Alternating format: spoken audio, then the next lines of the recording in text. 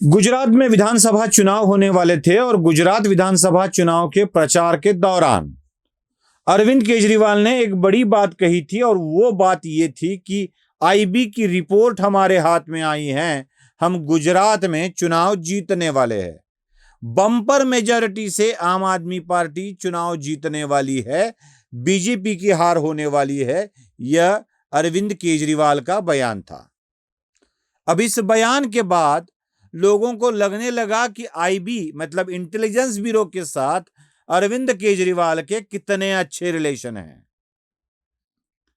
अरविंद केजरीवाल को आईबी बड़ा चाहती है और इसी आईबी का रिपोर्ट अरविंद केजरीवाल को मिल गया। बड़ा गोपनीय रिपोर्ट था, यह बात भी सामने आने लगी। लेकिन हुआ उल्टा।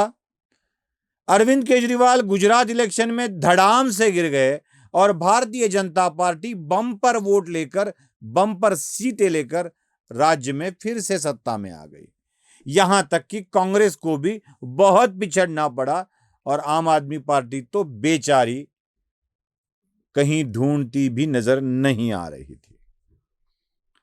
लेकिन कुछ वक्त गुजरने के बाद, घर से निकलते ही कुछ दूर चलते ही अरविंद केजरीवाल की नीयत बदल गई और नीयत ऐसी बदली कि अरविंद केजरीवाल को आईबी जो दोस्त थी वो दुश्मन दिखने लगी और अरविंद केजरीवाल ने आईबी पर ही सवाल खड़ा कर दिया। ये वाला मामला क्या था, जरा इसे ठीक से समझते हैं। गुजरात आम आदमी पार्टी के एक नेता है दुर्गेश पाठक नाम के। इस दुर्गेश पाठक भाई साहब ने, मैं आपको उनका ट्वीट भी दिखाता हूं, उसमें एक मोबाइल नंबर देकर कहा कि इस नंबर से मुझे कॉल आया। उसने कहा कि मैं आईबी का अफसर हूं, आपको वेरिफिकेशन के लिए आईबी के दफ्तर आना पड़ेगा। गुजरात में आओ तो वेरिफिकेशन कर लो, मतलब आईबी की परमिशन आम आदमी पार्टी को लेनी होगी।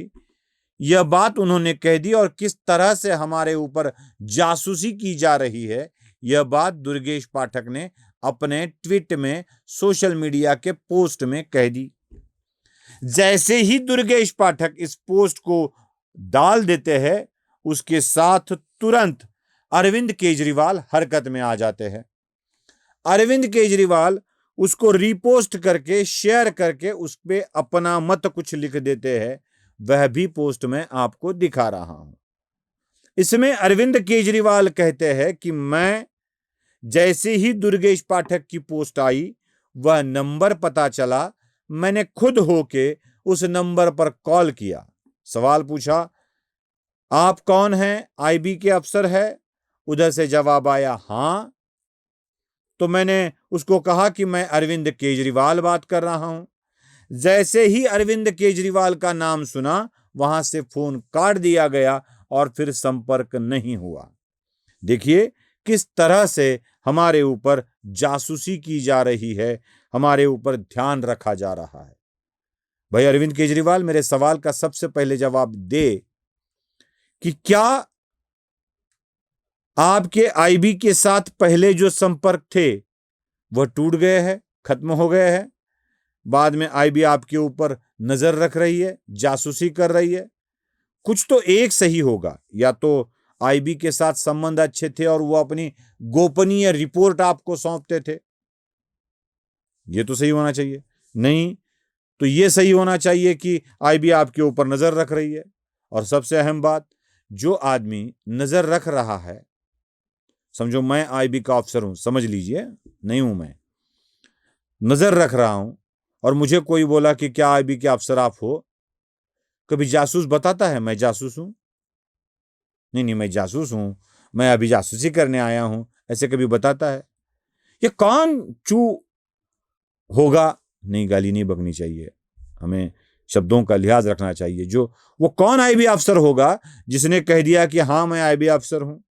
अब जब महामना अरविंद केजरीवाल खुद होकर ट्वीट करके नंबर देते हैं तो इसकी इंक्वायरी तो होगी। फिर इंक्वायरी होने लगी और जो नंबर अरविंद केजरीवाल ने दिया था उस नंबर की खोज होने लगी और पता चला कि यह नंबर गुजरात के आम आदमी पार्टी के कार्यकर्ता का ही है। क्या करे भाई, क्या करे?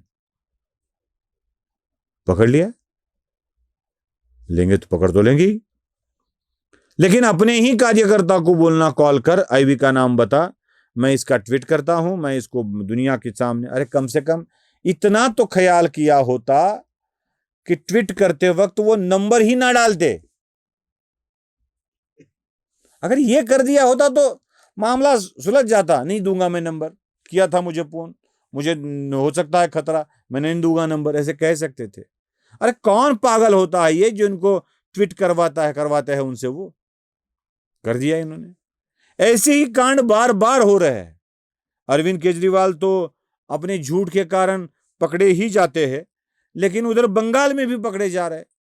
वो अभिषेक बैनर्जी पर हमला करने वाले लोगों के वीडियो लिए गए, किस तरह से हमला किया गया या बताया गया। मतलब ये तो उनको पता था हमारे ऊपर हमला होने वाला है, हेलमेट बिलमेट पहन के आए थे। अभी वहां क्रिकेट की मैच तो नहीं चल रही थी हेलमेट पहन के अभिषेक बैनर्जी को आने में। हेलमेट मिल कहां से गया, पहना कहां से कहां तक पहना, इनको कब पता चला कि इनके ऊपर हमला होने वाला है? और कौन पागल था जो वीडियो बना रहा था? पुलिस होती है। उन्होंने वीडियो देख लिए, 5 लोगों को आइडेंटिफाई कर लिया और 3 लोग मिल गए, निर्मल सिंह गुप्ता, देवाशीष दत्ता और काजल दास। ये सोनपुर के तृणमूल कांग्रेस के कार्यकर्ता ही निकले। अपने ही कार्यकर्ताओं को अपने ऊपर हमला कराने के लिए बोलना और बीजेपी पर डाल देना, यह बात आपको समझ लेनी चाहिए। और इसी तरह की बातों को समझकर हम अगर गुजरात के वाकये को भी देखते हैं तो समझ में आता है ये मिलकर देश को कैसे पागल बना रहे हैं। नमस्ते। स्वधर्म जागृतीचा विधायक बुरुज